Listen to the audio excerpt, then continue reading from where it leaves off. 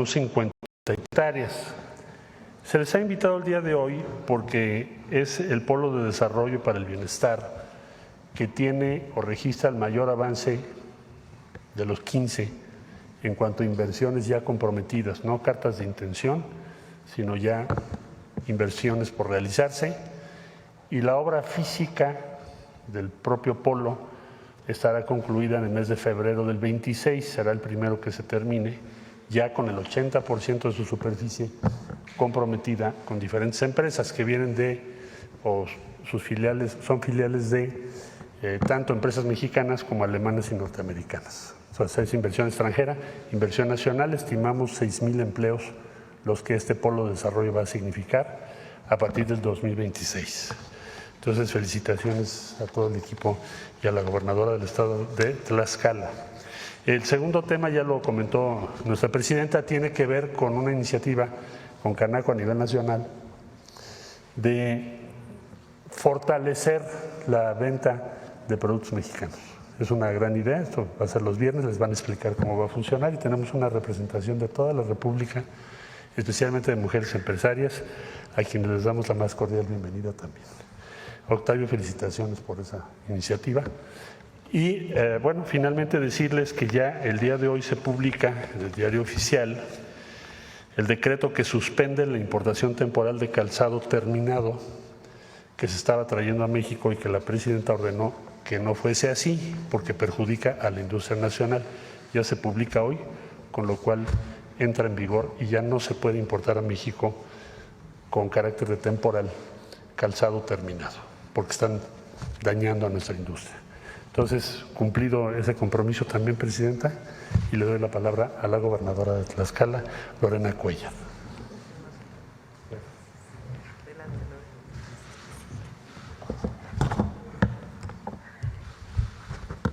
Muy buenos días, querida presidenta. Tlaxcala, como siempre, le reconoce su trabajo y sabe que en Tlaxcala se le quiere, se le admira y que estamos dispuestos a trabajar siempre para darle los mejores resultados.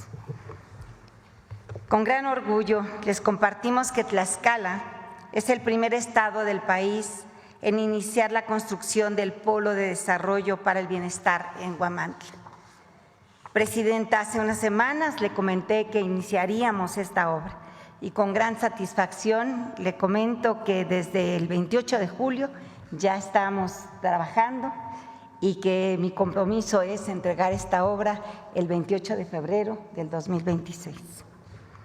Ya tenemos el 80% del espacio comprometido, con 6 cartas de intención en etapa de compraventa de terrenos y ya negociamos con 4 empresas más nacionales y extranjeras interesadas en instalarse en esta región estratégica.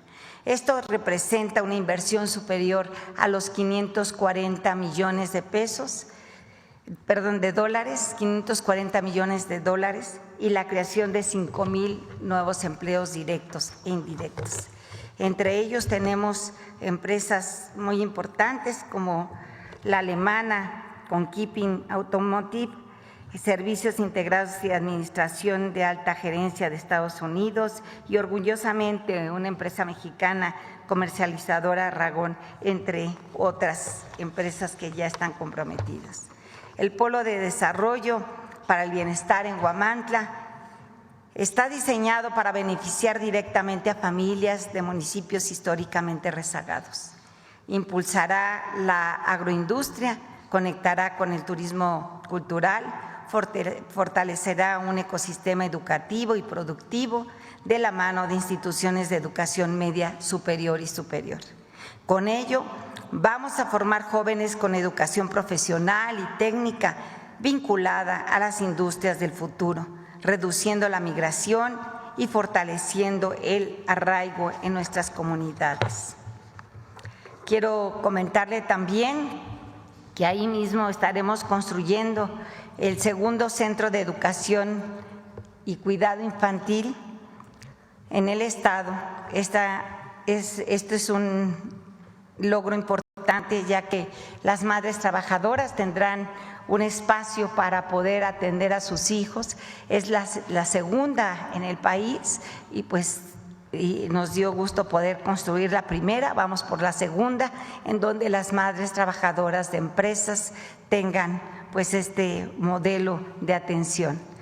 Por ello, me permito invitarla formalmente a que nos acompañe a dar el banderazo de inicio de operaciones de este espacio el día 28 de febrero del 2026, si así se lo permite también su agenda. Gracias, Presidenta, por confiar en Tlaxcala. Gracias por mirar hacia la raíz viva de México. Le agradecemos profundamente siempre su respaldo, y a todas las empresarias, empresarios, a todos los industriales de México y del mundo les digo, inviertan en Tlaxcala, porque Tlaxcala es el mejor estado para invertir. Muchas gracias.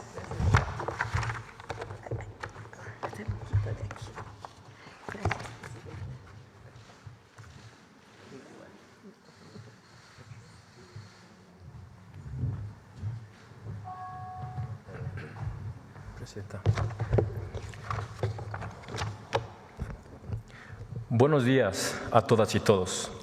Distinguida Presidenta Claudia Sheinbaum, es un honor y un privilegio dirigirme a usted en esta ocasión tan significativa, y también a las familias mexicanas. A nombre de la empresa de capital alemán a la cual represento, dedicada a la inyección de plásticos para interiores enfocada a la industria automotriz, y a la comunidad empresarial ubicada en el hermoso estado de Tlaxcala, nos gustaría expresar nuestro profundo agradecimiento por las iniciativas y acciones que ha implementado, las cuales han sido fundamentales para el fortalecimiento de nuestra economía. Gracias a su liderazgo visionario, hemos sido testigos de un cambio sustancial en el estado de Tlaxcala, que no solo fortalecerá y desarrollará la economía de Tlaxcala, sino también se verán beneficiados nuestras familias tlaxcaltecas. En particular, queremos destacar la inclusión de Tlaxcala en los polos de desarrollo económico para el bienestar, una iniciativa que tendrá un impacto significativo en nuestro estado y definitivamente marcará un capítulo nuevo en esta historia del estado y la industria. Agradecemos profundamente su visión y compromiso con el desarrollo de Tlaxcala y de todo México. Confiamos que estos esfuerzos continuarán impulsando el crecimiento y la prosperidad de la industria y las familias tlaxcaltecas. Asimismo, deseo expresar también admiración y agradecimiento a la licenciada Lorena Cuellar Cisneros, gobernadora del estado de Tlaxcala, que con su dedicación, fortaleza, compromiso con las familias tlaxcaltecas y la industria, en el nombre de las empresas que represento, sabemos que es una mujer de hechos y no palabras. Con esto, tenemos la confianza que este proyecto será un caso de éxito, en conjunto con la comunidad tlaxcalteca, que con su invaluable compromiso al trabajo, honestidad y lealtad, la cual nos caracteriza a las y los tlaxcaltecas, estamos orgullosos y seguros que Tlaxcala es el mejor estado para inversión. Licenciado Marcelo Ebrard, secretario de Economía, queremos agradecer la confianza depositada en el estado de Tlaxcala. También mencionar, secretario Javier Marroquín Calderón, por su invaluable apoyo a las empresas del estado. Su dedicación y esfuerzo han sido clave para fortalecer la economía local, creando un entorno propicio para el desarrollo empresarial con apoyo personalizado. Reitero mi agradecimiento y honor de formar parte del Polo de Desarrollo Económico para el Bienestar en Tlaxcala, a la cual nos incorporamos recientemente. Me gustaría cerrar con una frase de nuestro secretario. Tlaxcala es el estado más chico, pero con la gente más grande. Muchas gracias.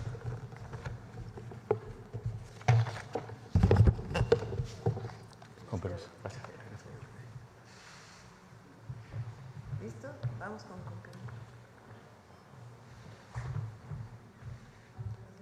Presidenta, muy buenos días. Muchas gracias por este espacio tan importante y saludo, por supuesto, a mis compañeras, a nuestro secretario, gobernadora. Pues hoy vengo a hablarles de lo más valioso que tiene México, sus familias y sus negocios familiares. los que ya están en la formalidad y los que aspiran a dar ese paso. Son mujeres y hombres que todos los días abren su cortina, pagan su nómina, cuidan a su clientela y sostienen a la economía de sus comunidades. Venimos a sumar a una causa sencilla y grande a la vez: fortalecer a México desde el trabajo honesto, la comunidad y la prosperidad compartida. Por eso, hoy presentamos Viernes Muy Mexicano. El objetivo es tan sencillo como poderoso: que las familias mexicanas elijan productos y servicios nacionales en sus negocios familiares de confianza. Habrá promociones, experiencias locales y una gran activación el último viernes de cada mes. Miren, no se va a tratar solamente de descuentos, se trata de orgullo y de pertenencia. Como dice nuestro decálogo, las empresas familiares no solamente venden, acompañan, son memoria, herencia, trabajo y pertenencia. La mecánica, para los que nos escuchan, es sencilla. Los comercios y prestadores de servicios participantes van a tener un distintivo visible con un mensaje que va a decir: aquí se vive un viernes muy mexicano. Habrá un código QR también que va a llevar al consumidor, a la población, a un mapa digital para que pueda encontrar de manera rápida los negocios cercanos a donde se encuentre. Desde nuestras cámaras, desde nuestras organizaciones, vamos a acompañar para fortalecer con crédito, capacitación y digitalización, porque la formalidad no debe de ser un privilegio, sino un camino posible y compartido. Esto es economía en clave de territorio. Barrio por barrio, municipio por municipio, familia por familia. ¿Y para quién es esta iniciativa?, se van a preguntar. Es para las familias que tendrán mejores precios y experiencias cercanas, para los negocios familiares que ganarán flujo, clientes y arraigo, y sobre todo para nuestro país, porque producir aquí y comprar aquí es cuidar los empleos, los impuestos locales, la seguridad comunitaria y el bienestar. ¿Por qué ahora? Bueno, porque es el momento y es el tiempo de la unidad, de honestidad y de resultados. Su gobierno, presidenta, ha puesto el acento en prosperidad compartida, seguridad y desarrollo con bienestar. Y como usted mismo lo dijo hace unas semanas, presidenta, México está de moda. Bueno, nosotros queremos sumar algo muy simple: que México esté de moda también entre los mexicanos, que el orgullo se exprese en el carrito de súper, en el café de la esquina, en la reservación del fin de semana, en el servicio que se contrata en la colonia. Desde hoy vamos a abrir el registro y vamos a entregar materiales. El 4 de septiembre vamos a presentarlo en nuestra Asamblea Nacional de Empresas y Negocios Familiares, y el 26 de septiembre va a ser y vamos a vivir la primera gran jornada del último viernes de cada mes, de Viernes Muy Mexicano. Recordemos, esto no es un programa de una sola organización, es una invitación a todas y todos, a las familias, a que busquen el distintivo, que escaneen ese código QR, elijan México cada viernes, a los negocios, a que se registren hoy. No están solos en ese camino hacia la formalidad. A los gobiernos estatales y municipales, sigamos haciendo equipo para que cada viernes sea una oportunidad real en su territorio. Porque como dice otro principio del decálogo, un decálogo que va a estar en los negocios, que dice: consumir lo nuestro es cuidarnos entre nosotros. Elegir en negocios familiares mexicanos es sembrar futuro en el barrio, en el mercado y en la calle donde nosotros crecimos. Viernes Muy Mexicano es economía con rostro humano, orgullo que se compra, empleo que se queda, comunidad que se fortalece. Tenemos un pequeño video, presidenta, no sé si podamos, de algunos mensajes de integrantes de la organización que querían mandarle un saludo a toda la comunidad. ¿Lo podemos poner?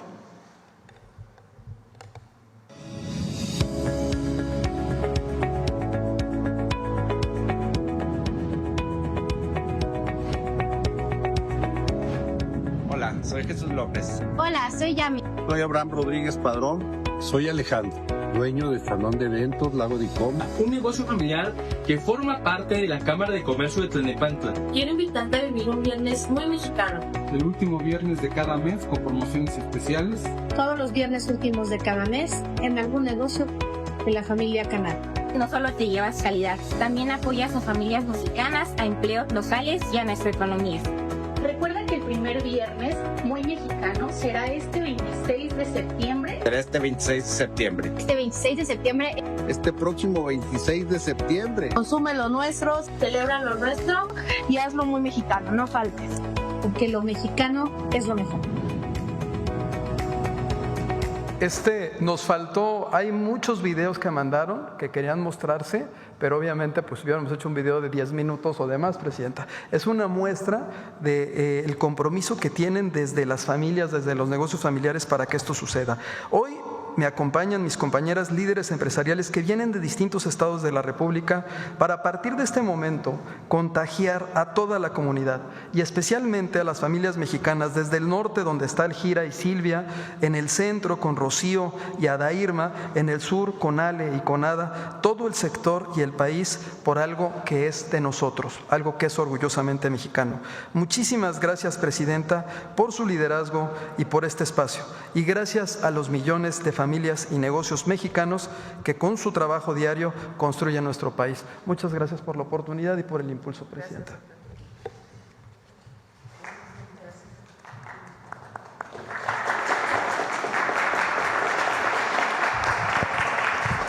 Bueno, vamos a hacer las preguntas sobre estos temas. Sobre el tema. A ver, solo el tema, ¿eh? Sí, solo los temas. Buen día, Presidenta. Manuel Pedrero, de los Reporteros MX. Sobre el tema, en una primera parte. Sobre los polos del bienestar, hay algunas voces, algunos columnistas en materia financiera que han querido desacreditar, demeritar el tema de los polos, haciendo un símil con el salinismo, cuando vino todo el capital privado extranjero a que se metiera a generar en México, y todo ese dinero que se generaba, pues se fugaba al final de cuentas, no solía quedarse en nuestro país. Se está tratando de hacer un símil con este tema de los polos del bienestar.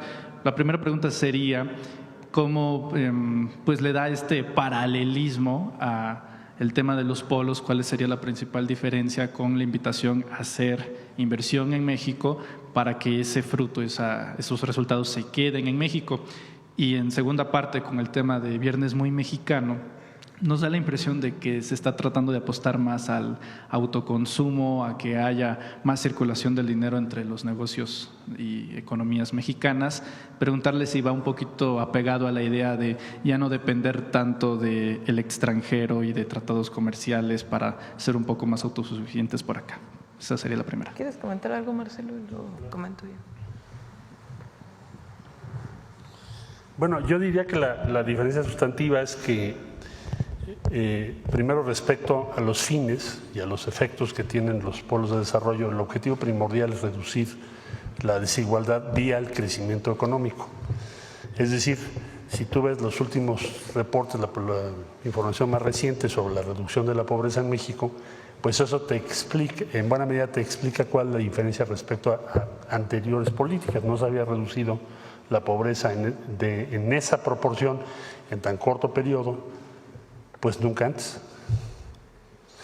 Ahora, en el caso de Tlaxcala, el polo de desarrollo, como también lo verás en los otros 15, cambia en alguna medida cualitativamente el perfil de la economía del Estado.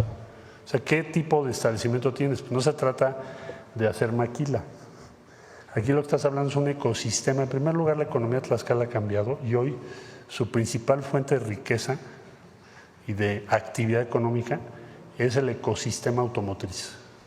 Por eso quien tomó la palabra hace un momento, que representa una empresa alemana establecida en Tlaxcala, dirigida por gente que es de Tlaxcala, tlaxcaltecas, está interconectada con otra serie de empresas que forman un ecosistema. Entonces están produciendo ya cada vez piezas más sofisticadas que ya no vas a encontrar en otros países del mundo. Segundo, cada vez tienes más diseño propio y por eso también ves que hay inversión mexicana. Entonces el polo tiene inversión ligada al sector automotriz proveniente de Alemania y otros países, luego tiene alta gerencia muy sofisticada, servicios muy complejos que provienen de Estados Unidos y tienes empresas mexicanas que están en el ecosistema. Entonces, esta integración, llamo ecosistema porque es el símil más, creo, correcto, esta integración entre empresas mexicanas, empresas de otros países, que hacen que nuestra producción sea la más sofisticada del mundo. No se había dado en el estado de Tlaxcala, y en los 15 polos de desarrollo vas a ver que tampoco existe. Es una política de desarrollo industrial. La política de desarrollo industrial la abandonó el neoliberalismo en México, y el costo fue altísimo, porque dejamos de hacer muchas cosas que la economía nacional debe hacer. Entonces, tenemos inversión extranjera, pero tienes una gran aportación a procesos sofisticados que ya hacemos en México. ¿Y qué hace Tlaxcala? La economía de Tlaxcala está cambiando muy rápido. Ya no es la economía que tú te conociste o conocíamos nosotros hace 10, 15 años. Es una economía muy sofisticada, la que estamos viendo en este polo. Y eso también llama mucho la atención, porque aporta valor y tienes empleos muy bien pagados. Entonces, eso va a ocurrir en los 15 polos. No sé si eso contesta a tu pregunta. Sí, secretario. Entonces, concluía yo, la política de desarrollo industrial se abandonó. Ahora es que México está haciendo una política de desarrollo industrial que es una parte sustantiva del Plan México. ¿Qué queremos producir? ¿Cómo lo vamos a producir? ¿Con quién nos vamos a aliar? Y ya es una realidad. Imagínate, la invitación es febrero del 26, con todos los niveles de incertidumbre que quieras. Ahí vamos, y vamos bien. Gracias, secretario. El Plan México, la orientación que tiene es a producir más en México. El periodo neoliberal, y particularmente caracterizado en el periodo de Salinas, primero fue las grandes privatizaciones, y segundo, la competencia. Cuando se firma el primer TLC, lo que se presumía de México era la mano de obra barata. Eso era lo que se ofrecía. Es decir, que venga aquí la maquila, que aquí se produzca para el mercado de los Estados Unidos, que es algo que ha ido creciendo en México. Pero, ¿qué es lo que se ofrecía en México? Mano de obra barata. La competitividad del país presumía mano de obra barata. Por eso durante 36 años el salario mínimo no aumentó.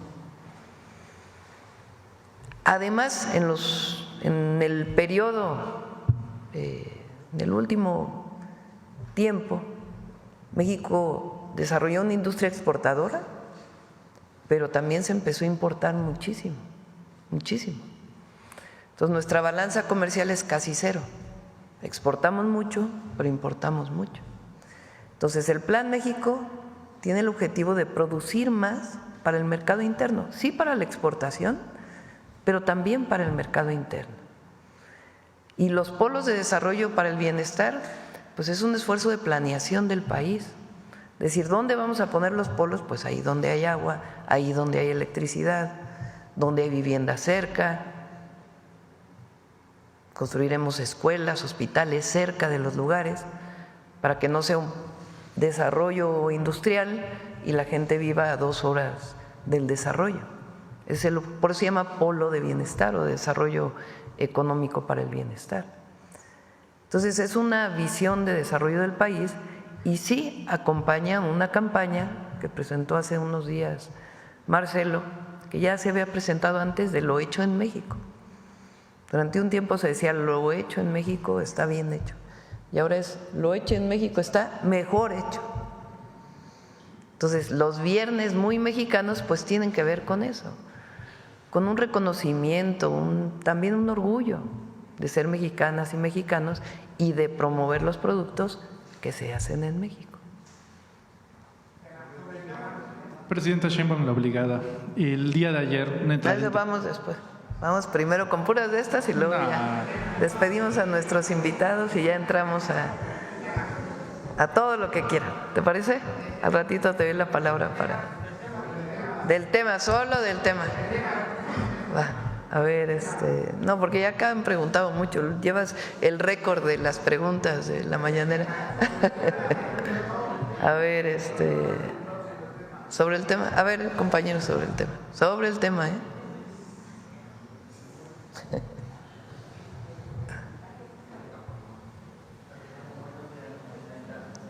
No se oye el micrófono.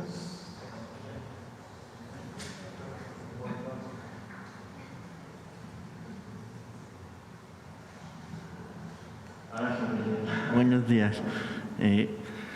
Presidenta, pues preguntarle, con el Plan México, que integra la política industrial, energética y de bienestar, se plantea una estrategia integral para detonar el desarrollo económico con justicia.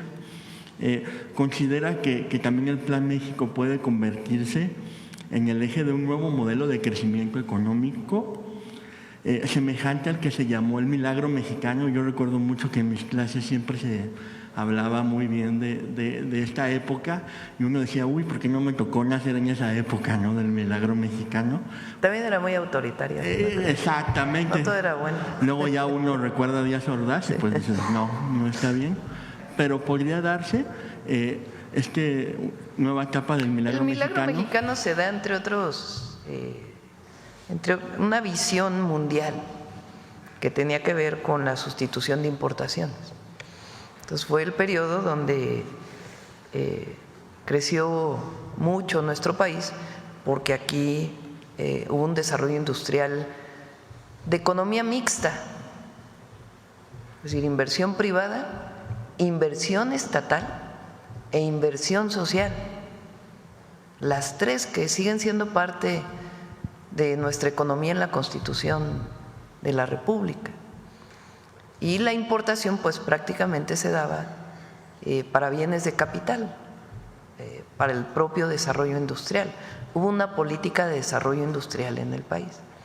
Después viene todo el periodo neoliberal, la apertura, la venta de las empresas estatales. Y hoy, si se fijan, pues estamos viviendo, porque nosotros planteamos el tema del Plan México o la visión del Plan México antes incluso que entrara el presidente Trump. Fue desde que entramos al gobierno en octubre del 2024.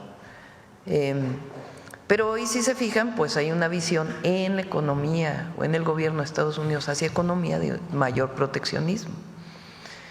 En ese marco nosotros, por supuesto que queremos, y además es muy importante para los tres países, que siga el TEMEC, porque ha permitido un desarrollo integral y nos permite como región competir mejor frente a otras regiones.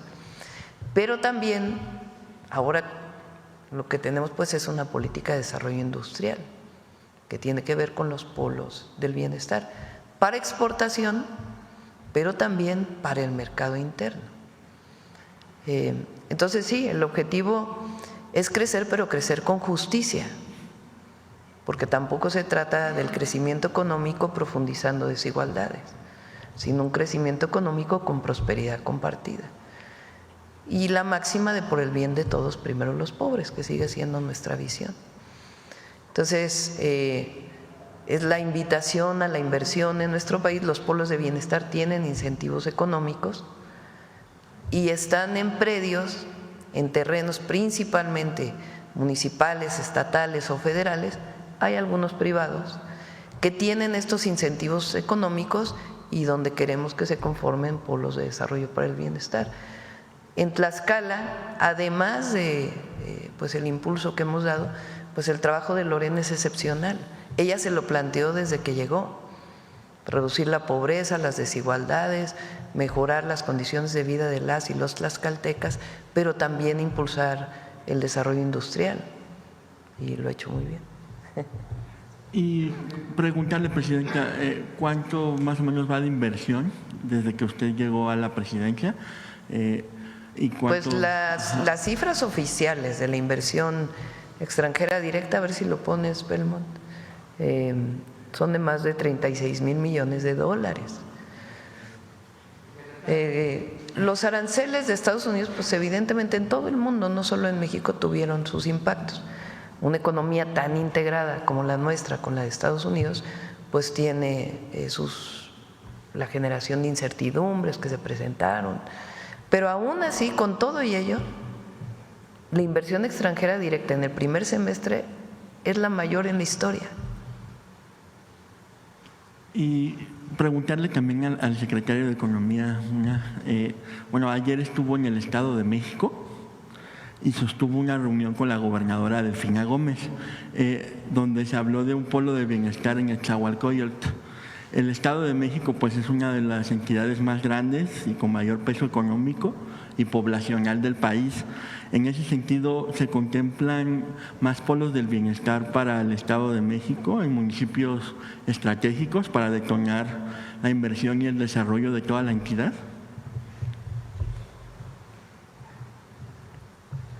Con su permiso, presidente. Bueno, con el Estado de México estamos trabajando muy de cerca. Como sabes, ya el Polo de Desarrollo está determinado el primero en Nezahualcóyotl. Entonces tuve una reunión para revisar los avances y las siguientes iniciativas que vamos a tomar. Ahora, en el Estado se están abriendo nuevas posibilidades, principalmente relativas a la expansión de la industria farmacéutica mexicana. Es una altísima prioridad y las nuevas circunstancias que estamos viviendo comerciales nos abren una puerta muy grande. Entonces, en el Estado de México están establecidas una buena parte de nuestras industrias farmacéuticas. Ayer hablamos de eso. También revisamos lo que se va a necesitar. Estamos haciendo un estudio sobre el impacto de inteligencia artificial en la economía del Estado y la gobernadora Delfina ha estado muy pendiente de eso. ¿Qué necesitamos hacer para ajustar el sistema educativo a lo que vamos a vivir? No estoy hablando de una década, estamos hablando ya. Muy pronto. Entonces, eso es lo que vimos el día de ayer y pues muy pronto vamos a estar anunciando inversiones también en el Estado de México. Gracias.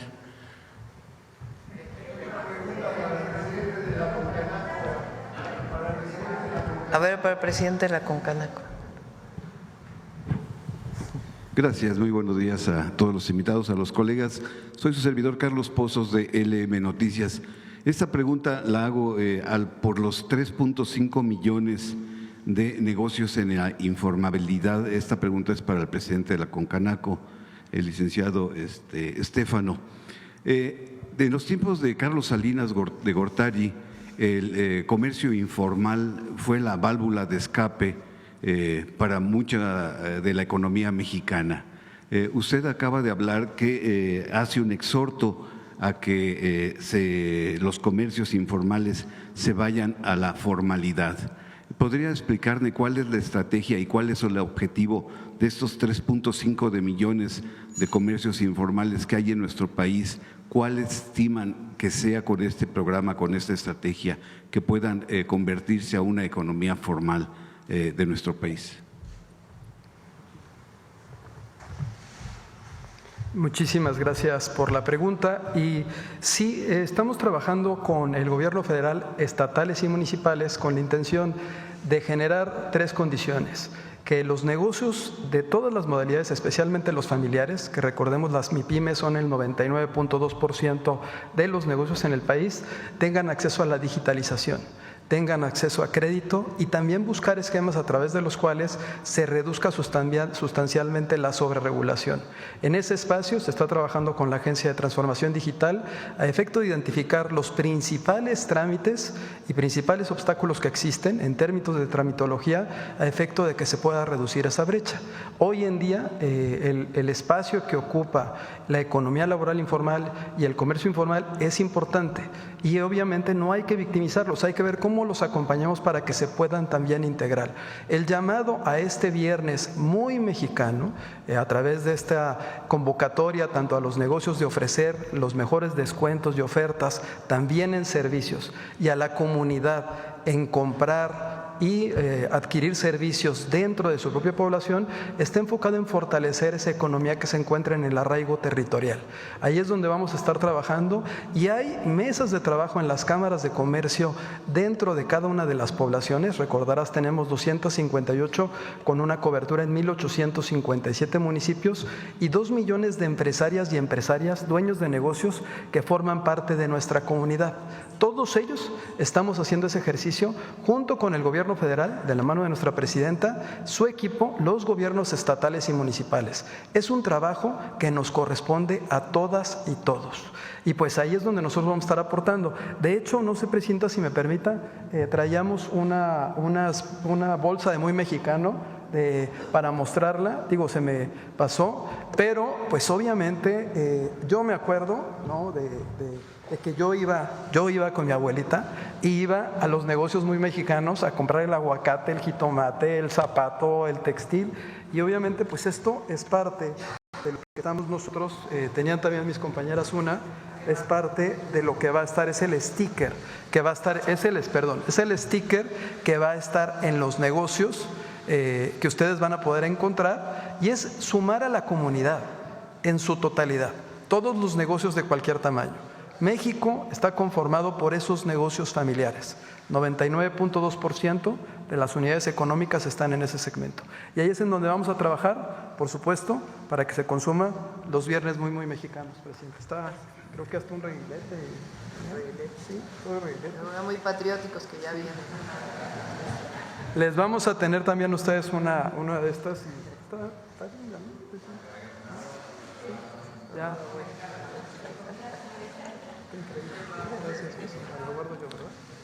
Pero faltó el estimado de comerciantes informales que ustedes prevén pasen a la formalidad. Estamos en el ejercicio y obviamente que queremos reducir en varios puntos el porcentaje de economía informal que se encuentra en todas las modalidades, tanto en el aspecto comercial como en el aspecto laboral. Y estamos trabajando para reducirlo. Hoy en día hay un porcentaje muy, muy elevado y a través de los canales que tenemos seguramente vamos a lograr reducirlo. Pero es una meta que nos vamos a fijar y que vamos a ir viendo de acuerdo con este modelo cuál es el comportamiento que tiene. Si te das cuenta, este viernes muy mexicano va a ser cada viernes de último mes, pero tenemos la confianza que en algún momento se va a llevar a cabo cada viernes. Eso vamos a ir viendo, e incluso había un calendario para poder hacer una evaluación de cómo está progresando este programa, y está enfocado en eso, en darle la oportunidad a todos los que se la merecen y también en ayudar a los comercios que se encuentran actualmente establecidos. Muchas gracias. Gracias por la respuesta. A ver, la última sobre el tema, allá atrás. Gracias, presidente. Oscar Zamudio para Sagazine. Saber entonces si se estaría considerando Tlaxcala para la primer planta de Olinea. Bueno, ahora ya tiene sus 53 hectáreas ocupadas. Ya están ocupadas sus 53 hectáreas. Por cierto, a ver si la próxima semana, que como me comprometí, ya presentamos el diseño de la línea, que ya está. Sí. También, presidenta, saber de qué va la nueva prohibición para importar zapatos ya terminados, en qué consiste y a partir de cuándo entraría en vigencia.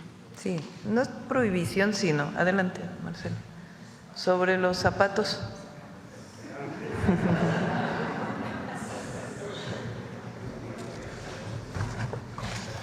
Con mucho gusto. Bueno, teníamos una presentación. No.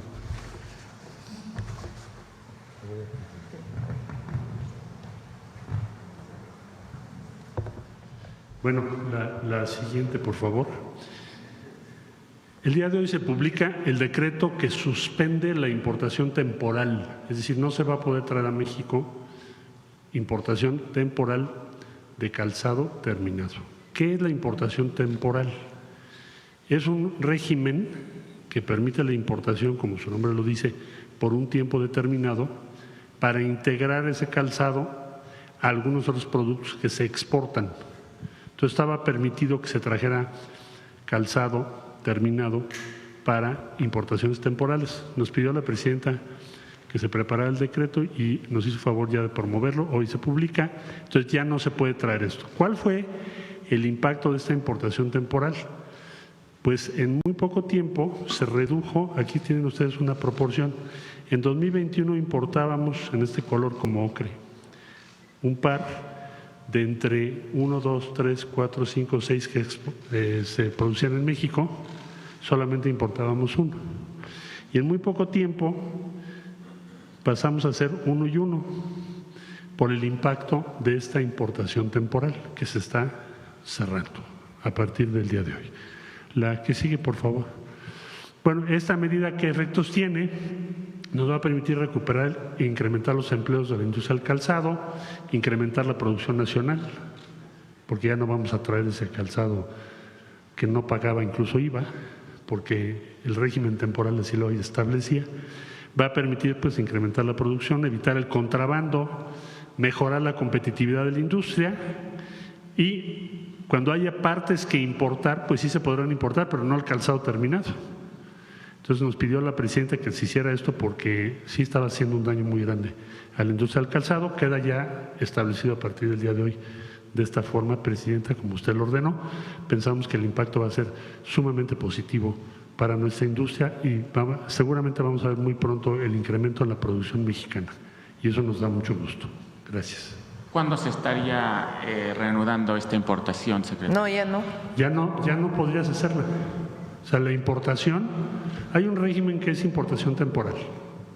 Entonces no pagas IVA porque no va al mercado interno, va a exportación. Pero muchas empresas que importaban el calzado, pues no lo mandaban a exportación, lo vendían en México. Entonces la industria del calzado habló con nuestra presidenta, nos presentaron esta situación y la presidenta ordena que se publique hoy en el diario oficial que ya no se puede traer calzado terminado bajo el régimen de importación temporal, ya no se puede. Entonces se va a tener Tendría que ser importado y que pague impuestos. El régimen IMEX se diseñó, entre otras cosas, por el tratado comercial con Estados Unidos. Hay materia prima que viene de Estados Unidos, aquí se maquila y luego se exporta completa. Hemos hablado muchas veces de la industria automotriz, lo ha hablado Marcelo, que viene, va. Entonces, imagínense si se pagara impuestos por cada vez que viene y va, pues entonces costaría muchísimo el vehículo. Entonces, ahora, en el caso del calzado, ¿cómo que importación temporal? Un calzado terminado. Pues entonces viene de algún lado y se exporta como tal. Y nada más pasa por México porque no hay ningún valor agregado que se le ponga en México. Entonces, no, los productos terminados no tienen por qué tener el permiso de importación temporal. Es importación definitiva si se importan y tienen que pagar sus impuestos, pero no temporal. Por eso, a partir de hoy, ya no hay importación temporal para el calzado terminado. Gracias, presidenta. Sí, gracias. Del tema, una más, la última. A ver, aquí, Quintana Roo. Muy buenos días, presidenta. Muy buenos días a todos. Amir Ibrahim, del Quintana Roo MX. Saber si pues en Quintana Roo hay mucho desarrollo, digamos, en la parte norte de nuestro estado, que son las turísticas, pero en la parte pues sur hay menos desarrollo. Saber si hay un proyecto de polo del bienestar para esta zona y si lo habría, en qué versaría, porque ya vimos que en el Estado de México… Es en Chetumal, ¿quieres comentarlo? Sí. Muchas gracias. Sí, con su permiso, presidenta. En efecto, la disposición de la presidenta Sheinbaum fue que a propuesta del gobierno del Estado se incluyera un polo de desarrollo en Chetumal. Ya iniciamos trabajos, ya firmamos el convenio. ¿Cuál es la idea en síntesis? Tenemos en la Ribera Maya una de las regiones más prósperas del país. Tienes una gran actividad económica, una tasa de inversión muy alta, en resumen, más de 1.800.000 empleos, pero todo lo traemos de otro lado. Entonces, una buena parte de lo que necesita la Ribera Maya se va a tratar de producir en la zona sur del estado, particularmente en Chetumal, que además tiene conexión con el Tren Maya que va también a manejar carga. Entonces esto abre una gran posibilidad para que esto sea una realidad. Ya empezamos a trabajar, por ejemplo, la primera industria con la que nos estamos reuniendo es la mueblera. Le decía yo a los hoteleros, ¿por qué tienes que traer los muebles de Asia? Si México tiene una industria mueblera de primer nivel. Tenemos, diría yo, miles de pequeñas empresas y medianas empresas muy capaces de surtir esta demanda. Entonces, esa reunión ya la hicimos y así sucesivamente. Ese es el objetivo y ya está en curso. ¿Tienen algunos otros productos aparte de los muebles pensados? Sí, no, pues es toda una gama.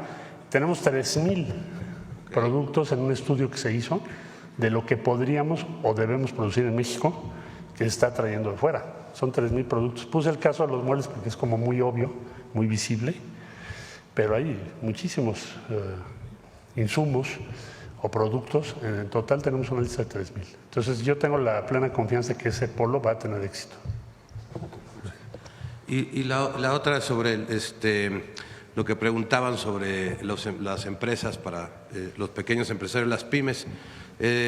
Saber si dentro del plan muchas veces es como muy complicado hacer todos los trámites ante el SAT para poderte dar de alta y formalizar tu negocio y poder entrar a estas partes de los créditos y toda esta formalidad que se le pida a una familia, ¿no? Pero pues hay un plan ahí que ha funcionado mucho, que creo que es muy bueno, que es el reciclo, ¿no?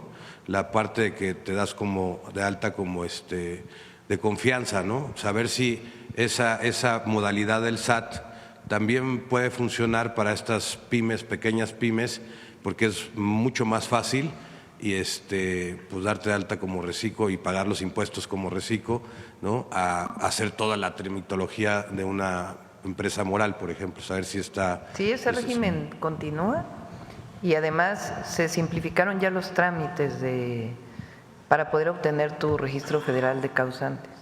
Lo único que tienes que ir de manera presencial es para la firma electrónica, porque esa pues no se puede hacer a distancia. Pero fuera de eso, incluso a nivel individual, pasamos creo que de 8 trámites a 3 trámites. Se han ido disminuyendo poco a poco, hay ya un avance muy importante de la transformación digital que ya podemos ir anunciando. Y la idea es seguir simplificando para que no sea muy engorroso poder entrar a un proceso de formalización y pago de tus impuestos. Que todos en México pagan impuestos, sí, todos pagan IVA, todos pagamos IVA cuando adquirimos algo. No hay nadie que no pague impuestos. No, hay unos que deberían pagar otros impuestos, pero todos los mexicanos y mexicanas, incluso el vendedor en vía pública, pues cuando compra algo paga su IVA, ¿no? Para su familia. En ese sentido lo digo, no en otro sentido. Sí. Presidenta, ¿y en otro tema? ¿Sí puedo pasar ya a otro tema? No. Vamos a despedir a nuestros invitados y ya pasamos a otro. ¿Pero me da chance ahorita? Cerramos, si quieren, esta etapa. Nos tomamos una foto con todos y pasamos a los siguientes temas. Despedimos a los invitados. Adelante, venga. Una y una, si quieren. No, todos juntos y luego una y una.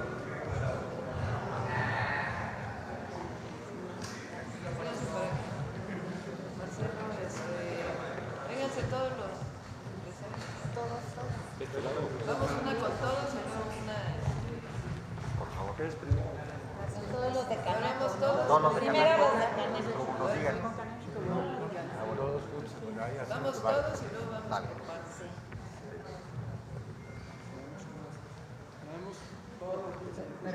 Todo el mundo nos vamos a llevar a nuestra…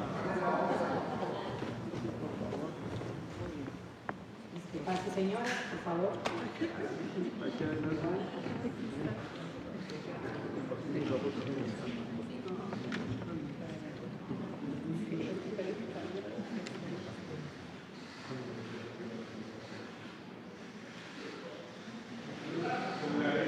A ver, vamos una con Canal. Porque compren muchos pases en la fecha, por favor. Esta ya es de la casa. Ahora vénganse. A ver. ¿Cómo de aquel lado? Este es de Carajo y nos vamos para…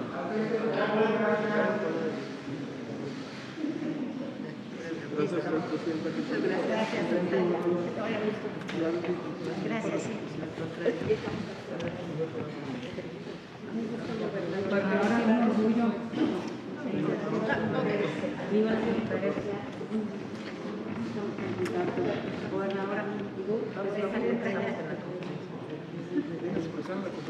Presidenta, muchas gracias. Gracias.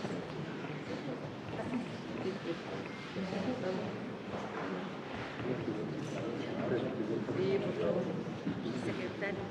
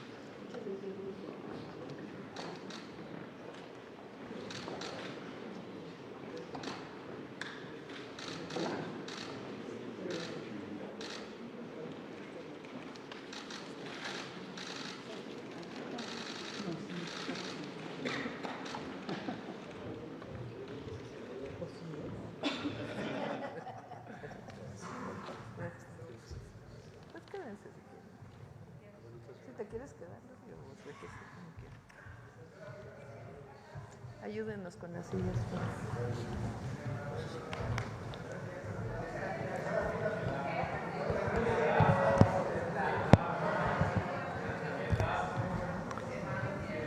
Aarón, aquí porque le cortamos la palabra a la mitad. Buen día, Presidenta. Bueno, no entraré en detalles de lo que sucedió el día de ayer, nada más me gustaría retomar unas palabras de las cuales se dijeron. Te voy a matar, eso fue lo que expresó Alejandro Moreno Cárdenas. No te pares de ahí, perro, eso expresó Rubén Moreira. Y adicionalmente, Erubiel Alonso de Tabasco y Mancilla, todos por cierto plurinominales, se dedicaron a agredir a personal del Senado de la República, obviamente al presidente de la mesa directiva. Varios puntos, Presidenta. El natural, su opinión sobre el hecho, porque transcurre en un corazón del poder, de uno de los poderes del republicanismo, y preguntarle si hay condiciones para que se puedan desarrollar las sesiones en el Senado de la República, considerando que uno de los senadores se comporta como un porro, como un criminal, además de su muy acreditado y largo historial como delincuente, Presidenta. Bueno, sí hay condiciones, es decir, hay condiciones en nuestro país para desarrollar pues todas las actividades. Lo que ocurrió ayer pues muestra la verdad lo que es el PRIAN. Ayer recordé yo un episodio de cuando era joven, ya hace un rato. Ustedes saben que yo era activista estudiantil y participábamos en distintas actividades. Nos reuníamos en un cubículo estudiantil que estaba en lo que entonces se llamaba el anexo de la Facultad de Economía, que estaba pegado a la Facultad de Derecho. La Facultad de Derecho en aquel entonces, les estoy hablando de principios, finales de los 70, principios de los 80. Yo entré al CCH en septiembre o octubre del 77. Debe haber sido los 1980, yo creo. En aquel entonces la Facultad de Derecho se caracterizaba por estar llena de porros. No podías pasar por la Facultad de Derecho porque porros por todos lados. Ahí les pagaban a supuestos estudiantes para golpear a otros estudiantes. Entonces recordé un día que íbamos bajando con mi hermano, hoy es investigador del CICESE, muy reconocido por cierto. Íbamos bajando con mi hermano y otros compañeros del anexo de Economía que estaba pegado a la Facultad de Derecho. Y de la nada se dejaron venir unos porros de la Facultad de Derecho a golpearlo.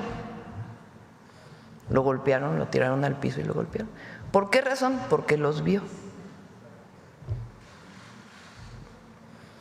Cuando vi ayer al presidente del PRI en esta actitud y a otro diputado del PRI golpeando en el piso a un trabajador de la Cámara de Senadores, pues me vino a la memoria aquella escena. Muy autoritaria, por eso decía, cuando decías el milagro mexicano, sí, pero económicamente sí fue un periodo muy importante de nuestra economía, con una visión muy nacionalista y de desarrollo industrial, pero había un proceso muy autoritario. En el caso de López Mateos, de Díaz Ordaz, con las virtudes de López Mateos, que nacionalizó la industria eléctrica y muchas otras cosas, pero era un periodo muy autoritario. periodo que yo les hablo era después, ya gobernaba de la Madrid, pero se caracterizaba la Facultad de Derecho por eso. Y ayer lo que vi pues siguen siendo lo mismo, en el fondo. Entonces fíjense la contradicción. Ellos hablan de que nosotros somos un gobierno autoritario, cuando lo que promovemos son las libertades en nuestro país, la democracia, la participación de la gente, libre. ¿No les parece muy autoritario la actitud de ayer del presidente del PRI y de sus diputados?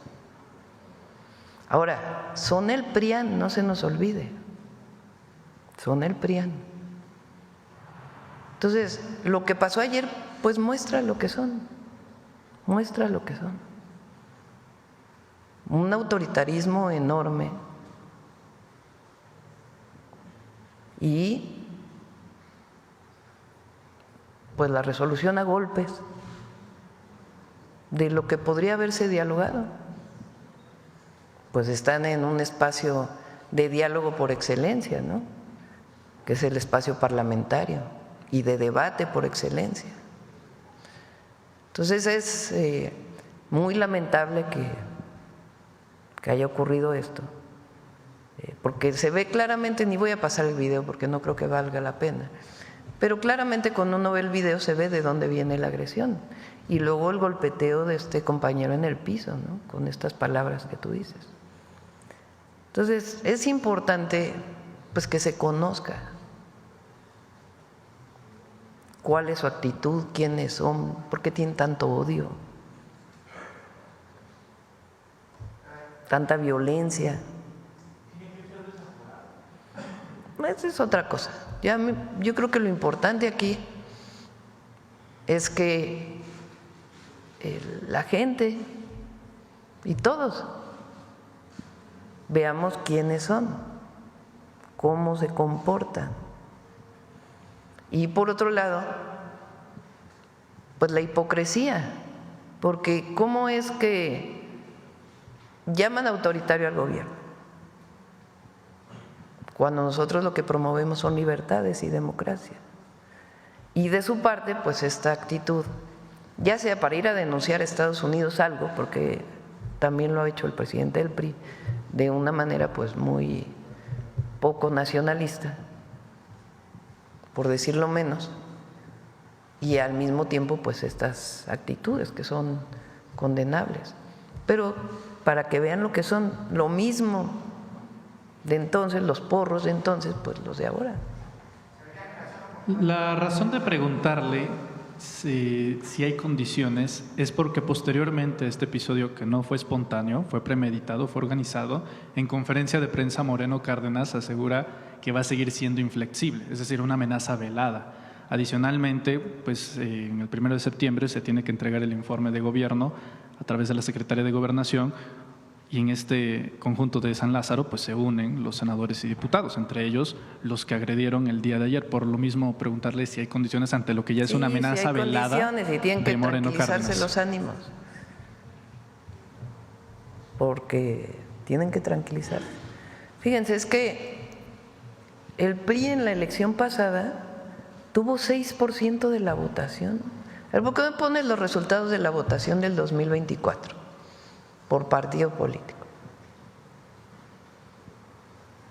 Ahí están los resultados del cómputo distrital del INE. ¿Eso es para presidente o para presidencia? Bueno, presidencia. El PAN 9.6 millones de votos. El PRI no alcanzó ni los 6 millones de votos. Venían aliados, no se nos olvide. El PRD, bueno, sí, ya perdió, hasta el registro perdió. El Verde, 4.6 millones. El PT, 3.9 casi.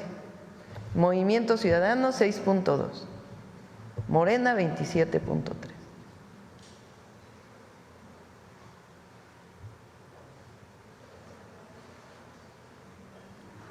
Pues eso es lo que… Pero en vez de estar con estas actitudes, por eso yo digo, a ver, la oposición, ¿por qué no presenta un proyecto de nación? Pues es que todos los días se dedican a criticar a la presidenta o al expresidente, ¿no? O a la política que estamos desarrollando. Ese es el ejercicio permanente. Los comentócratas que hacen juego a todo esto, igual. Muchos medios, muchos con honrosas excepciones, igual. Entonces, golpeteo, golpeteo, golpeteo, golpeteo. No hay una sola propuesta, una sola.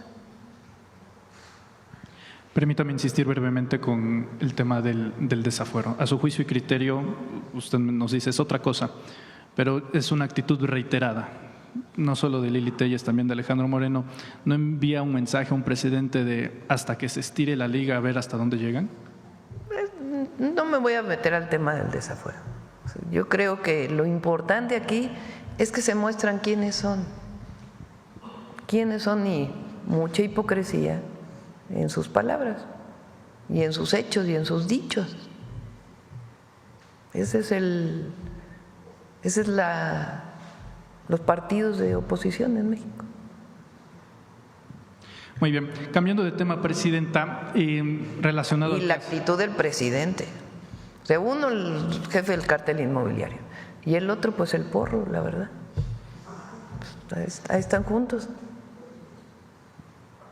Sobre el caso de Ismael Zambada, este acuerdo donde Zambada tiene que darle 15,000 millones de dólares al gobierno de los Estados Unidos, ¿consideraría pertinente que el gobierno mexicano viera la posibilidad de que parte de lo que se entregue de ese dinero se quede en territorio mexicano? Porque una realidad es que este dinero se genera en México, es desgraciadamente la realidad. Aquí se pone la sangre y no puede ser que Estados Unidos pues cobre ese dinero que costó acá, además de la reparación de los daños. Adicionalmente, tengo entendido, por eso se lo pregunto a usted, jurídicamente solamente se podría llegar a un acuerdo de esa naturaleza si se tratase de una extradición, pero no queda claro también el estatus jurídico de Zambada en ese sentido, presidenta. Me gustaría saber su opinión al respecto. Ayer el secretario de Seguridad de lo que informa es que es un cálculo que hace el Departamento de Justicia, más que un acuerdo de que tenga que entregar ese dinero. Entonces, eso es lo primero, ¿no? Y segundo, ayer comenté que en caso de que se devuelva dinero por parte de este narcotraficante, pues evidentemente debería de haber un resarcimiento a México, ¿no? Entonces ya veríamos las condiciones legales en caso pues de que hubiera devolución de recursos. Muchas gracias, presidente. Vamos a ver. A ver, la compañera. Una mujer mexicana. Luego vamos atrás para que.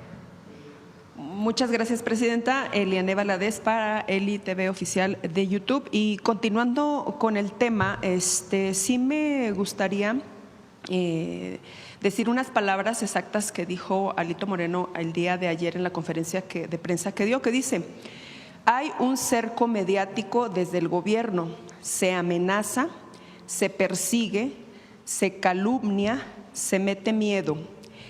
El terrorismo criminal, el terrorismo del Estado, y pide a los mexicanos despertar.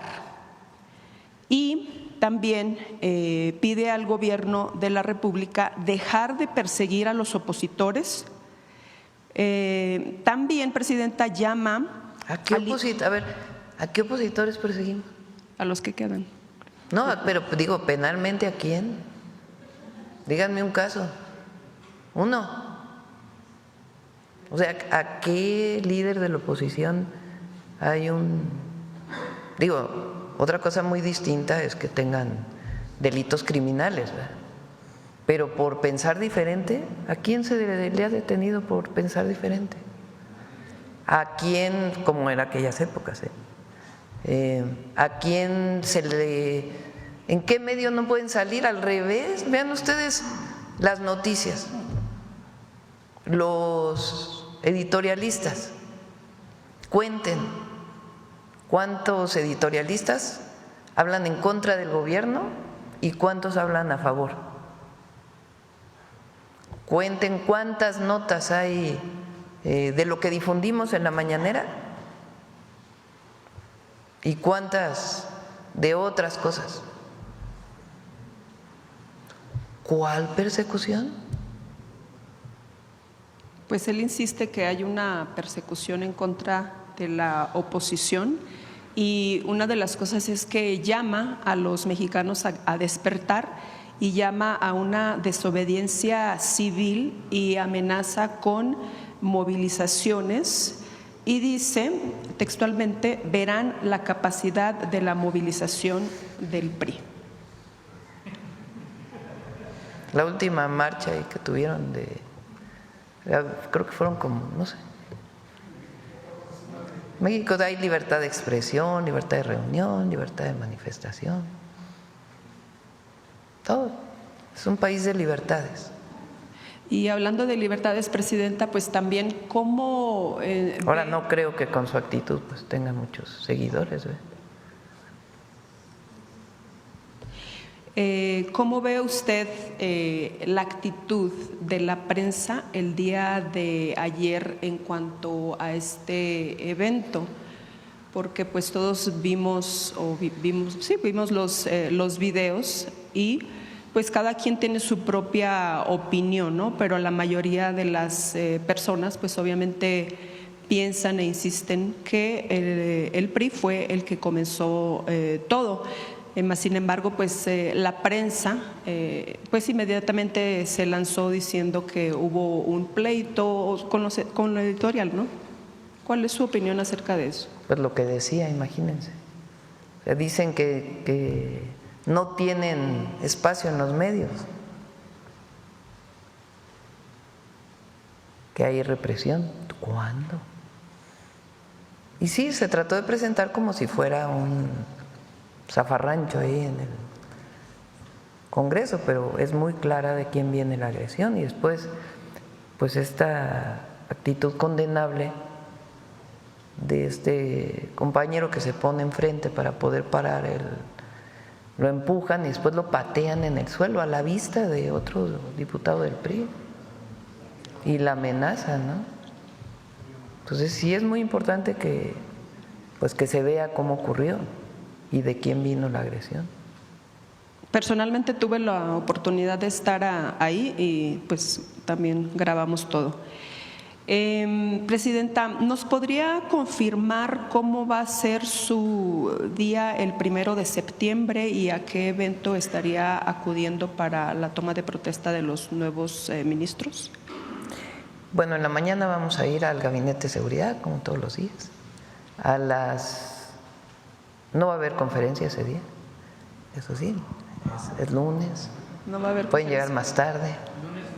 ¿El lunes? El lunes no va a haber conferencia, a las 11 es el informe, es aquí en Palacio Nacional, viene obviamente el gabinete ampliado, e invitados de todos los sectores de la sociedad, empresarios, medios de comunicación, indígenas de todo el país, trabajadores, universidades, vienen de todos los sectores y después hasta las 10 de la noche creo que voy a la toma de protesta aquí, enfrente, en la Suprema Corte. Voy a la formal, a la protocolaria. Ya después tienen ellos un evento y ya yo me retiro. Perfecto. ¿Y está garantizada la seguridad para ese día, dado que se esperan protestas y algunas manifestaciones que se han anunciado en redes sociales? Pues no sé qué manifestaciones, la verdad. No he visto. Muchas gracias, Presidente. Sí. A ver, van a decir porque si no, para que puedas terminar tu pregunta y luego vamos atrás.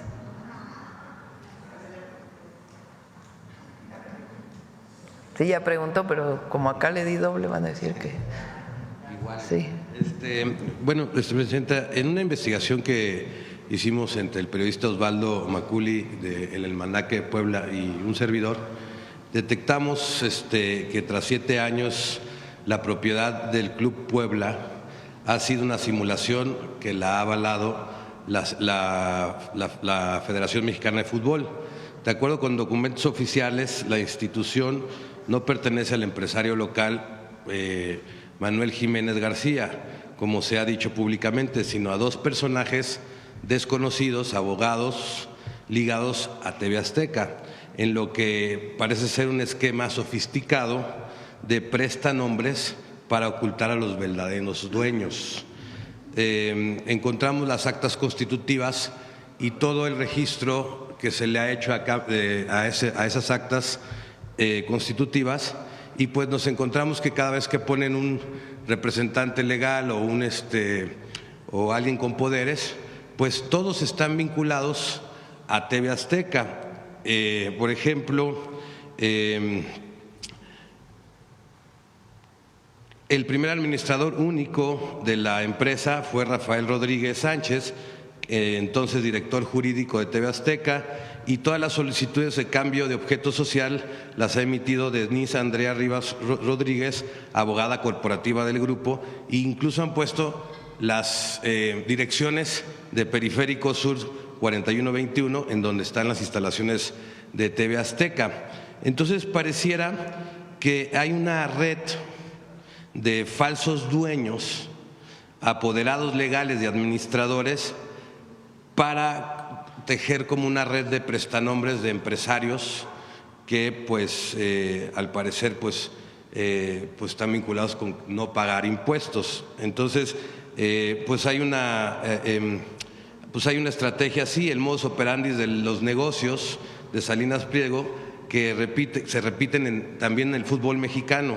Públicamente Manuel Jiménez es el dueño, y en la práctica todo apunta a que a la verdadera camiseta de los Rayados del Puebla está en TV Azteca. Entonces, a ver cómo tratar de pues desenmarañar toda esta parte de red de prestanombres que se hace, que puede ser en perjuicio también del SAT, saber si se ha detectado en alguna otra empresa de este empresario pues esta red que hacen, donde al parecer es el dueño, pero públicamente nada más, y ya en la parte, digamos, legal, pues usa una red de esta categoría, presidente. Esa es mi primera pregunta. Revisamos la denuncia que haces. Bueno, en otro tema, he planteado ya en esta conferencia desde la administración pasada un tema de una persona que se llama Julio Orellana, que está en la cárcel por secuestro, ¿no? Nada más que muy parecido a lo que pasó, también lo agarran en la época de García Luna, y pues resulta que pasó 17 años sin sentencia, sin cerrar la instrucción de investigación. Después de que lo plantean, a los 6 meses lo sentencian, le dan una culpabilidad, se apela, y bueno, el tribunal, pues bueno, en la apelación regresa, digamos, esta sentencia la revierte y regresa a la etapa de evidencias, porque pues no tomaron todas las evidencias que comprueban que este señor pues es inocente. Yo he leído muy a fondo ese expediente, lo conozco muy bien, y pues pareciera que es como esta parte de redes que se tejieron en el sistema de García Luna para fabricar algunas personas con delitos que no cometieron y que los metieron ahí. Saber, presidenta, si se puede retomar este tema otra vez del Estado. Y ya para terminar, hicimos una investigación también en el Quintana Roo MX, en donde encontramos una red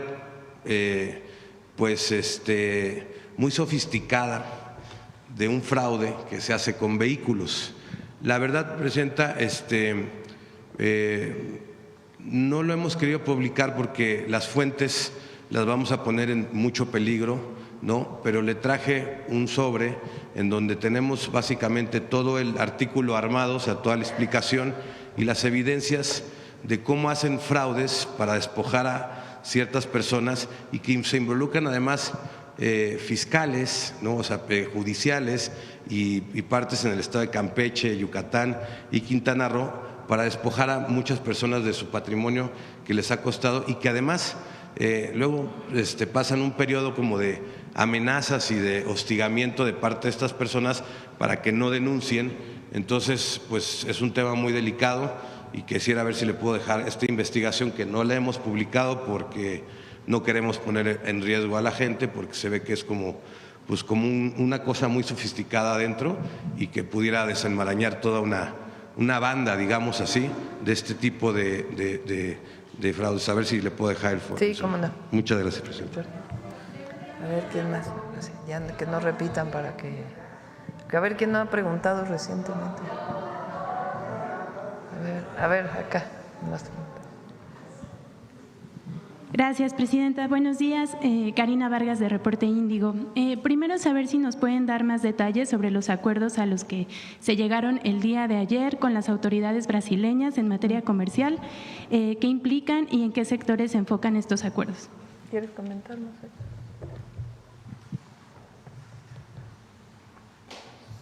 Se firmaron memorándums de entendimiento para iniciar tareas de cooperación. Primordialmente lo que interesa es actualizar, por parte de México, actualizar disposiciones que limitan la exportación mexicana, particularmente industria automotriz, reglas de origen, aplicación de reglas de origen. Y por parte de Brasil, pues lo que tiene que ver con algunos temas agroalimentarios. Ellos son una potencia exportadora en esa materia.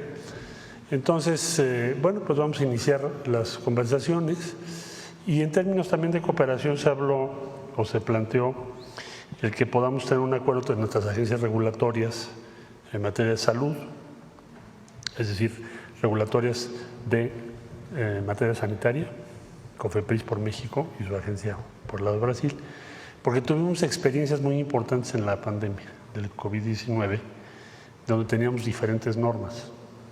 Entonces fue muy complejo cuando México enviaba vacunas, porque enviamos vacunas a muchos países. Teníamos que pasar un proceso muy complejo, regulatorio, porque en casi todos los países lo que tenemos es la obligación de probar los medicamentos en cada país durante un tiempo. Entonces, cuando tienes una emergencia, pues no se puede hacer eso. ¿Cómo lo podemos resolver? Con un principio muy elemental. Como son agencias regulatorias de muy alto nivel, hacen un convenio en donde reconocen que lo que tú apruebas, como hacemos con la FDA de Estados Unidos, si tú apruebas algo, la posibilidad para nuestra agencia regulatoria de también aprobarlo es muy alta. Entonces, eso también se está planteando. Etanol como biocombustible para México. Brasil está muy dispuesto a trabajar en ello y tiene una tecnología muy avanzada.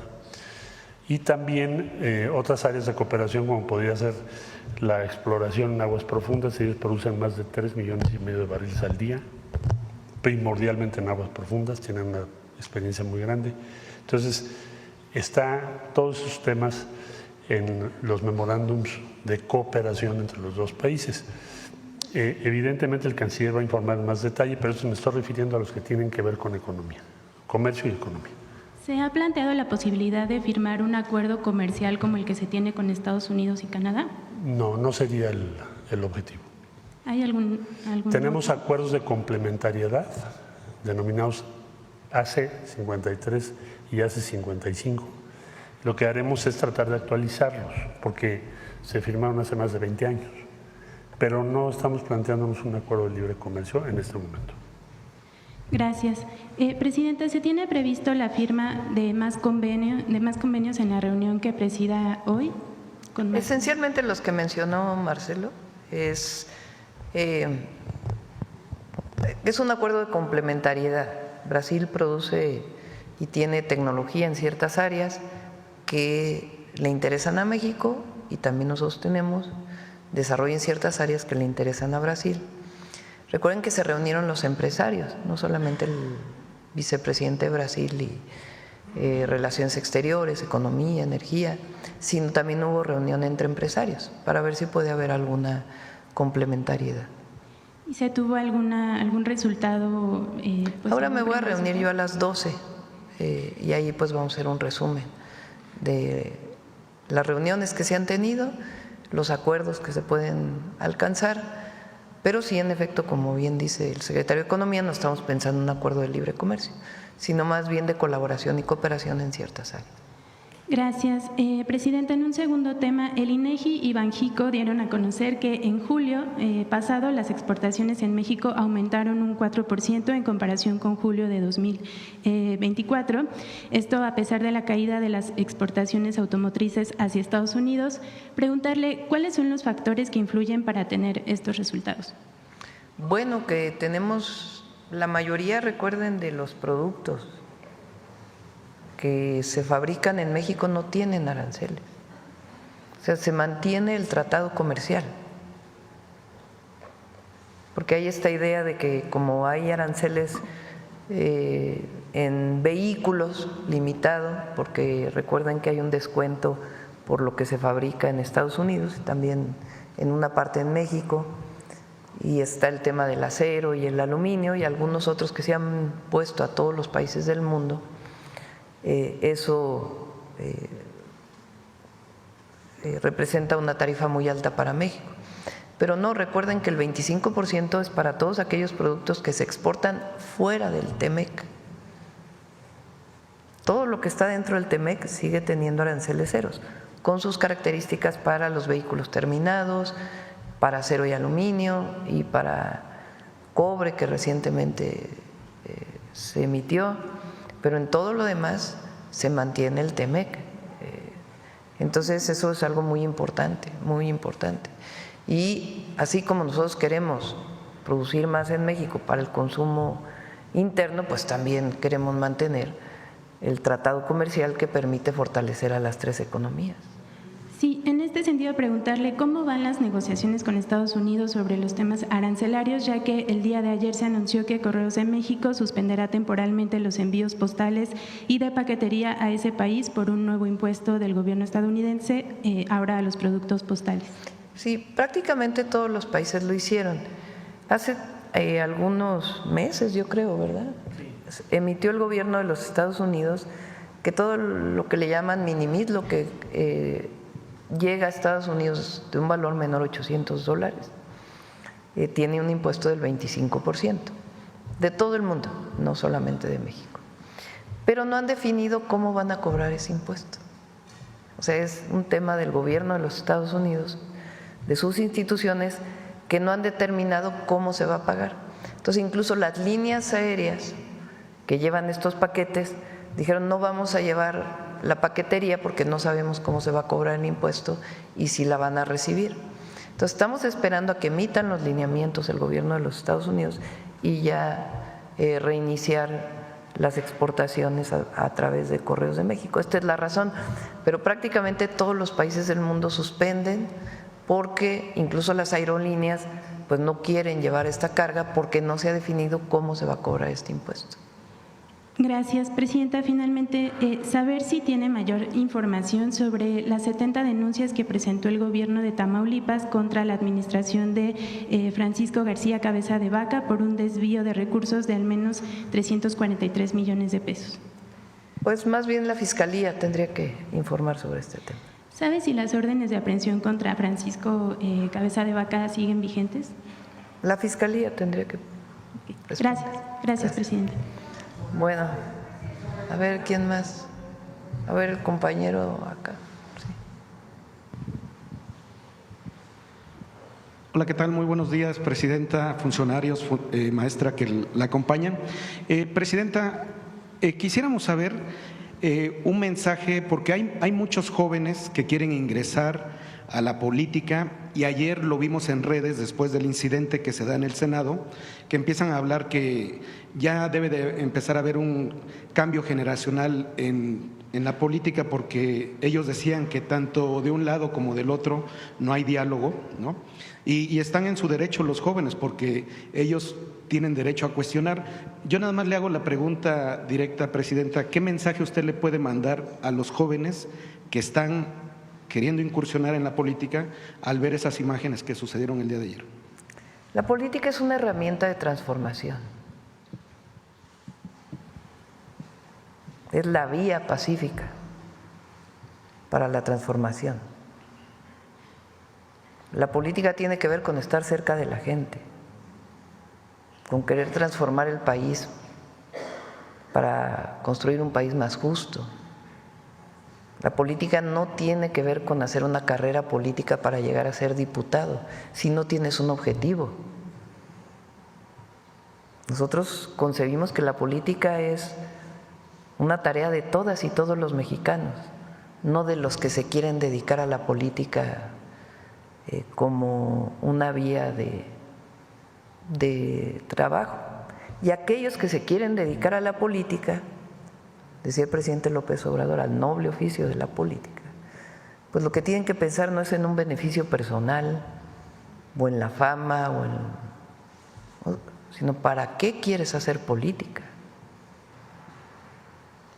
Entonces nosotros concebimos la política para el bienestar de la gente, como una herramienta de transformación, como la vía más idónea.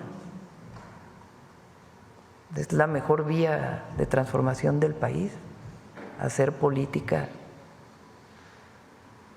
para transformar. Aquí hacemos política para transformar, para el bien del pueblo. Y la política es estar en las colonias, estar en el campo, trabajando con la gente. Y también buscar una representación popular, pero ¿para qué? ¿Qué leyes quieres hacer? No es ser diputado por ser diputado. Entonces, a las y los jóvenes,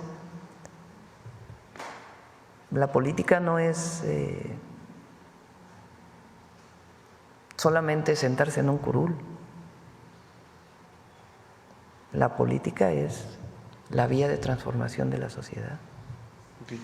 Presidenta, ¿no? Segundo tema, ¿cuál sería su balance económico sobre la campaña de Hecho en México? No sé si hasta el momento ya tenga algún balance. Pues aquí Marcelo nos puede platicar de eso. Gracias. Bueno, yo diría que la campaña va muy bien, cada vez tenemos más empresas participando, hemos sido cuidadosos en cuanto a quién le otorgamos el certificado, nos pidió la presidenta que cuidáramos eso, porque es nuestro símbolo, ahí donde va ese producto va el nombre de México, y cada vez son más. Hay una campaña ahora promovida por el Consejo Coordinador Empresarial, la que hoy se anunció también. ¿En qué podemos ver ya algunos resultados en el aumento de consumo de productos mexicanos? Que ya lo estamos observando tanto en textil, en calzado, juguetes, ahí empieza a repuntar, mueblería. Entonces, pues quizá más adelante, cuando nos indique la presidenta, traemos un reporte ya de los datos que nos está proporcionando la información del INEGI. Es muy reciente la campaña, pero ya empiezan a verse algunos de los resultados favorables y esperamos que esto aumente pues todavía más en los próximos meses. Muchas gracias. Presidenta, en otro tema, mientras instituciones como Banco, Intercam y Vector Casa de Bolsa han sido señaladas por presuntas operaciones de lavado de dinero, hoy preocupa que Grupo Financiero Mifel, dirigido por Daniel Becker y acusado de apropiarse de recursos de sus clientes mediante bloqueos y maniobras judiciales, busque adquirir a Vector. Pese a sus problemas financieros, en este contexto, ¿qué acciones concretas tomará su gobierno para blindar el sistema financiero, proteger a los ahorradores y garantizar que las víctimas de estas prácticas puedan ser recibidas directamente por el titular de la Comisión Nacional Bancaria de Valores y el director de la UIF? Bueno, evalúan a los bancos que quieren adquirir a la Casa de Bolsa o a los bancos que Secretaría de Hacienda, la Comisión Nacional Bancaria de Valores tomaron la decisión de intervenir en su momento. Recuerden que nosotros siempre planteamos que no había suficiente, que nosotros no teníamos pruebas. Fue una decisión del Departamento del Tesoro de los Estados Unidos. Y a partir de ahí se hace esta intervención pues para proteger al sistema financiero nacional. Es una decisión técnica que se toma en Secretaría de Hacienda y la Comisión Nacional Bancaria de Valores.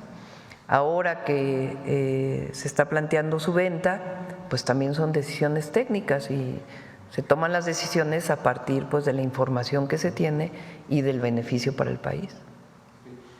Muchas gracias, Presidenta. No me presenté, Ramón Flores del Centinela. Por último, ¿cuál sería su mensaje de solidaridad con el senador Noroña? Bueno, yo creo que ya hablamos de eso, ¿no? Okay. O sea, a ver, todos los compañeros de nuestro movimiento, todos, los apreciamos a todos, a todos. Por supuesto que estamos en contra de la agresión que vivió Gerardo y el compañero que también fue golpeado en el piso. Entonces, por supuesto que todos tienen el apoyo. Ahora, en lo que vivimos ayer, que es lo que me parece importante para la sociedad, no para la presidenta, para la sociedad, para el pueblo de México. Es importante que se vea el video para ver quién agredió y a quién representa. Entonces, lo dejamos ahí para… Y sí, siempre… Adelante. A ver, aquí ya cerramos. Vamos a presentar un video que hace tiempo teníamos, que no lo habíamos presentado para… Lo he hecho en México, ¿verdad? Después de la pregunta, si quieres. Buenos días, Presidenta. Buenos días, secretario. Eduardo Esquivel Ancona, Domo de Cristal. Mi primera pregunta es, apicultores de Yucatán están sufriendo problemas económicos porque su miel que producen ya no se las están tomando como orgánica. Precisamente por grupos de menonitas han talado la selva y están sembrando soya, soya transgénica, y esta soya transgénica usan glifosato como pesticida, como herbicida. Entonces ellos quieren… pues ya no se las toman como orgánicas y además su producción ha bajado muchísimo por estas concesiones. Fue un plan piloto del expresidente Felipe Calderón Hinojosa, pues no vio la magnitud de este problema. ¿Qué está haciendo el gobierno federal? Y bueno, aquí tendría que ser el gobierno de Campeche y de Yucatán también, para pues no poder el glifosato no expandirse a los cultivos de estos, que son los que están afectando a la fauna y flora de esa región del país y están afectando a los productores de miel. ¿Qué se está haciendo para prevenir esto? Semarnat y Profepa están trabajando ahí. Una parte, digamos, la parte más compleja es que hay deforestación de selva para la siembra de maíz y de soya, en efecto. Entonces, está trabajando ahí Semarnat, Profepa, para informar y sancionar a quienes están deforestando y que están sembrando pues estos productos que no deberían sembrarse ahí, menos a partir de la deforestación. Entonces hay un trabajo muy importante de Semarnat en la zona. Y a los apicultores, tanto de Yucatán como de Campeche, se está trabajando con alimentación para el bienestar. La idea es fortalecer la producción y adquirir la miel y venderla en las tiendas de bienestar. Ahora incluso también en la miel se está buscando un procesamiento para venderlo como dulces, gomitas, sin agregar mayor azúcar, sino sencillamente la que tiene la miel.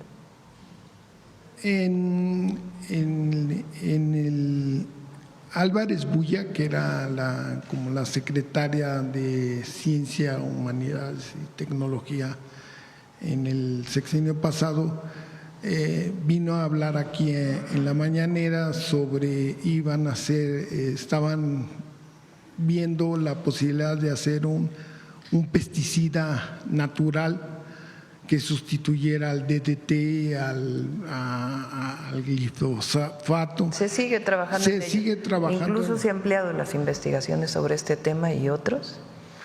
Y la prohibición de un montón de productos, de pesticidas que no se habían prohibido en COFEPRIS, ya está a punto de salir. Dije que ya iba a salir, lo vamos a presentar yo creo la próxima semana para ya no retrasarlo.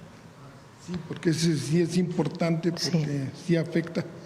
En una siguiente pregunta, Presidenta, el lunes pasado… Creo que se dice plaguicidas, ¿no?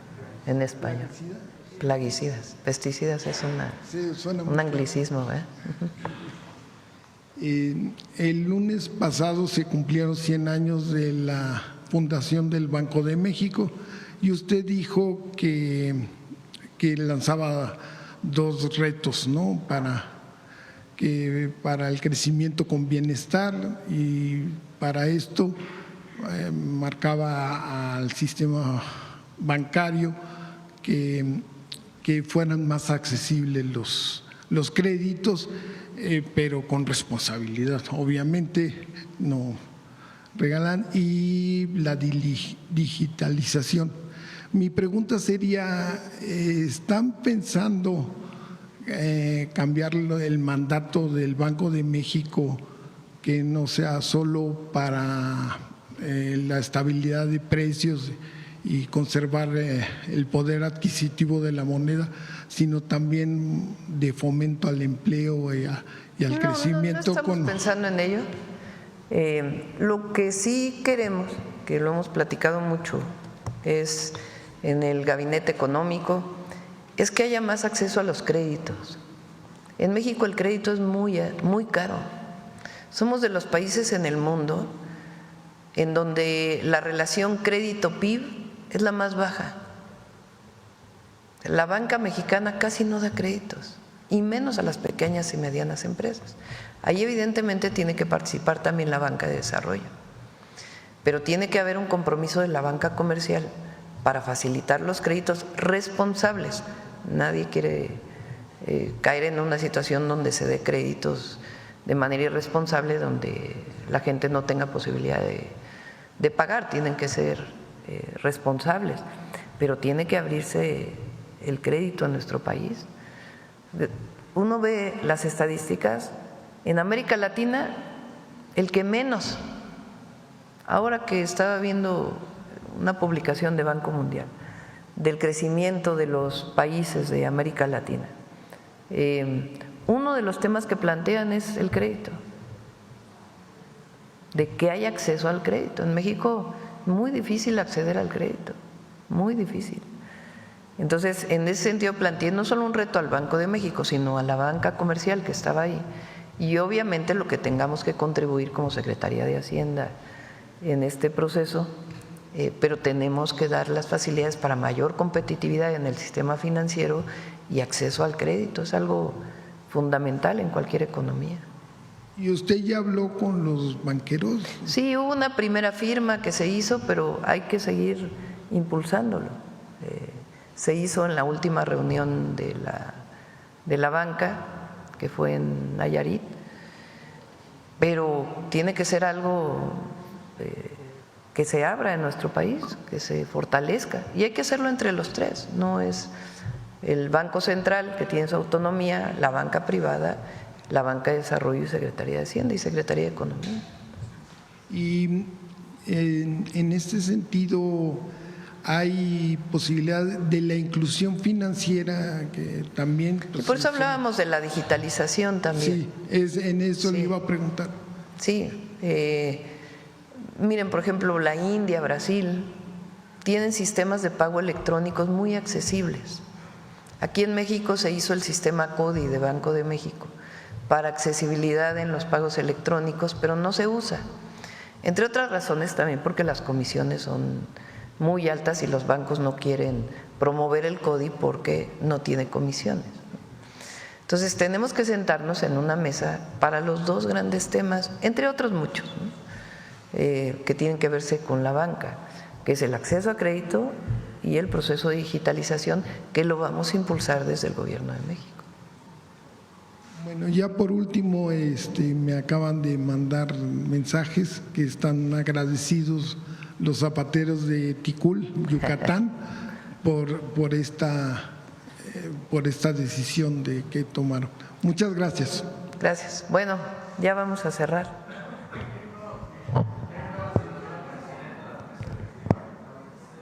Lauritzel Castillo. Qué bueno. Es hija de Berto Castillo, un gran luchador social y un gran ingeniero. Él inventó la tridilosa.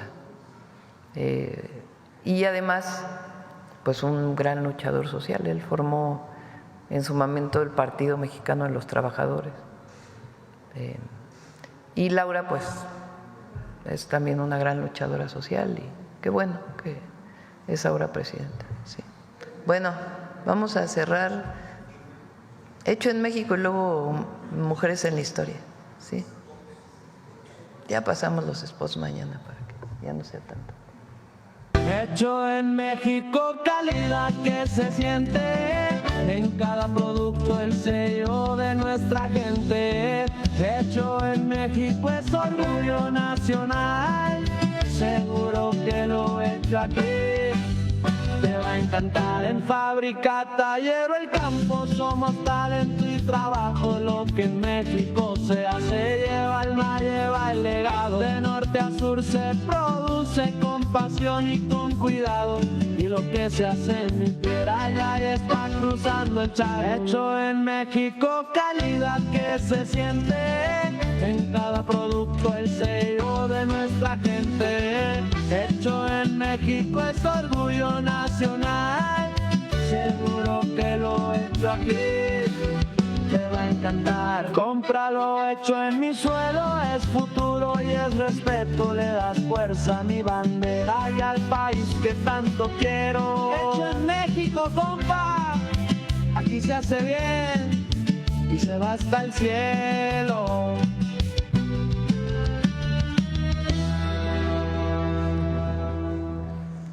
Vamos con Mujeres en la Historia. Gracias. Con permiso, presidente.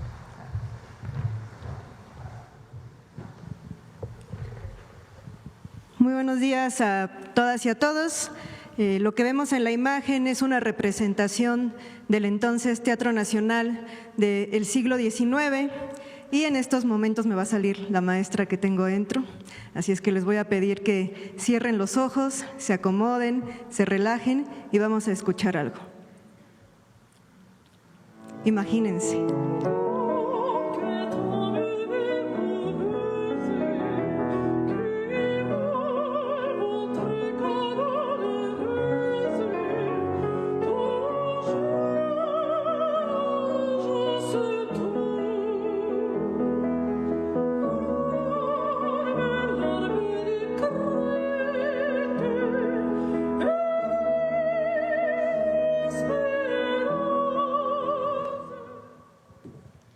Fue interpretada por la mezzosoprano mexicana Verónica Alexanderson en 2003, pero es una pieza compuesta por el ruiseñor mexicano que está aquí en esta obra del Teatro Nacional. ¿De quién estamos hablando? Exactamente, Ángela Peralta, el ruiseñor mexicano. Conozcámosla, por favor. María de los Ángeles Manuela Tranquilina Cirila Efrena Peralta Castera, conocida artísticamente como Ángela Peralta, nació el 6 de julio de 1845 en la Ciudad de México y creció en un hogar sostenido por un pequeño negocio familiar. En 1854, cuando tenía apenas 8 años, conoció a la célebre soprano Henriette Sontag, quien estaba de visita en la capital y había escuchado que una niña mexicana la imitaba. Ángela interpretó algunas escalas y notas que dejaron impresionada a la cantante europea. Tomó clases de canto y piano con los profesores Manuel Barragán y Agustín Valderas. Con tan solo 15 años debutó en el Gran Teatro Nacional en una función a beneficio de los pobres. Su presentación fue un éxito rotundo. A comienzos de 1861, emprendió un viaje a Europa con su padre y su maestro Agustín Valderas. Un periódico de Cádiz, España, publicó: Si es verdad como aseguran, que la señorita Ángela Peralta va a Italia a completar en Milán y Roma su educación musical y se dedica alguna vez al teatro, desde ahora le predecimos que su nombre no será conocido, porque por donde quiera que vaya, no la conocerán sino con el de ruiseñor mexicano. En 1862, Ángela Peralta se presentó en el prestigioso teatro Alla Scala de Milán, con Lucia di Lammermoor, una ópera exigente que le permitió demostrar su talento. Durante sus primeros años en Italia, Ángela buscó promoverse mediante retratos fotográficos.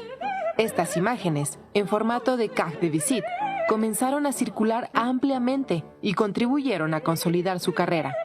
Sin embargo, fue en México donde su rostro y nombre alcanzaron gran fama. La llegada de estas fotografías, sumada al respaldo de la prensa nacional, tanto liberal como conservadora, potenció su popularidad. En 1865, con apenas 20 años de edad, Ángela Peralta fue contratada para regresar a México. Su primera escala fue en el puerto de Veracruz, donde su llegada desató una ola de entusiasmo. Durante su trayecto hacia la Ciudad de México, en Iztapalapa, multitudes acudieron a saludarla, y al llegar a la garita de San Antonio Abad, la comitiva se detuvo para que pudiera recibir las felicitaciones del pueblo. El fervor popular hacia Ángela Peralta no era solo admiración por su talento, sino también una proyección de esperanza en medio de un país profundamente dividido por las tensiones entre el imperio de Maximiliano y el liberalismo republicano. Tras ofrecer funciones en distintas ciudades de México y participar en la inauguración en Guadalajara del Teatro Juan Ruiz de Alarcón, hoy Teatro Degollado, Ángela Peralta continuó sus giras por América y Europa, llegando hasta Rusia. Después de años de gloria en los escenarios del mundo, regresó a México en la década de 1870. A la par de su carrera como soprano, publicó en 1875 un álbum musical con composiciones propias: Ausencia, Vals, Lejos de ti, Vuelta a la patria, Pensando en ti, México galopa, Un recuerdo para mi patria, Nostalgia, Adiós a México. Después de un tiempo, en 1883, durante una gira, Ángela llegó a Mazatlán, pero la epidemia de fiebre amarilla que azotaba la ciudad le impidió continuar. Lamentablemente, el 30 de agosto de ese año, Ángela Peralta murió a los 38 años a causa de esta enfermedad. Hoy, sus restos permanecen en la Rotonda de las Personas Ilustres.